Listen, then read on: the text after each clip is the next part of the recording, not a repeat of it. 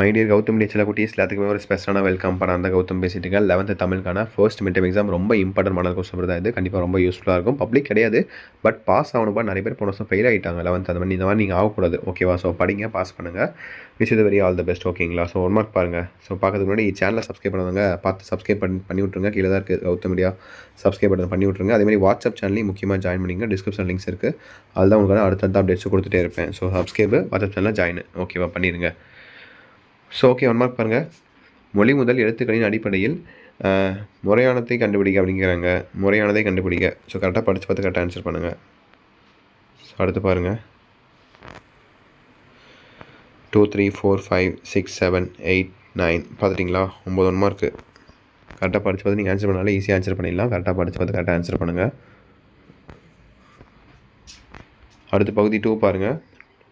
10 11 12 13 14 15 இந்த 6ல் நீங்கள் 4 எழுதுனா போதுமானது. 2 சாய்ஸில் விட்டுக்கலாம். ஓகேங்களா? ஸோ கரெக்டாக படித்து பார்த்து கரெக்டாக ஆன்சர் பண்ணுங்கள்.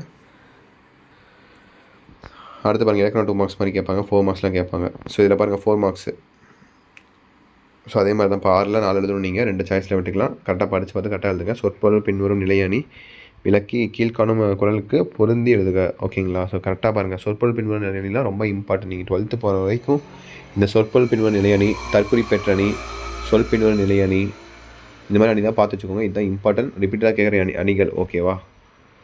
அடுத்து பகுதி 4 6 மார்க் பாருங்கள். இந்த 2ல் இதில் 1 எழுதுனா போதுமானது. 1 சாய்ஸில் விட்டுக்கலாம் நீங்கள். ஓகேவா? இனி 1 தான்.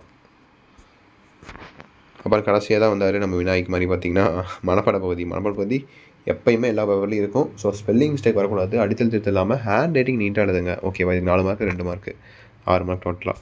தமிழ் இங்கிலீஷ் பொறுத்த வரைக்கும் லாங்குவேஜ் பேப்பர்ப்போ ஹேண்ட் ரைட்டிங் ரொம்ப முக்கியம். ஸோ ஹேண்ட் ரைட்டிங் நீட்டாக மாதிரி பார்த்து கரெக்டாக எழுதுங்க. ஓகேங்களா? ஹேண்ட் ரைட்டிங் தான் ரொம்ப முக்கியம்.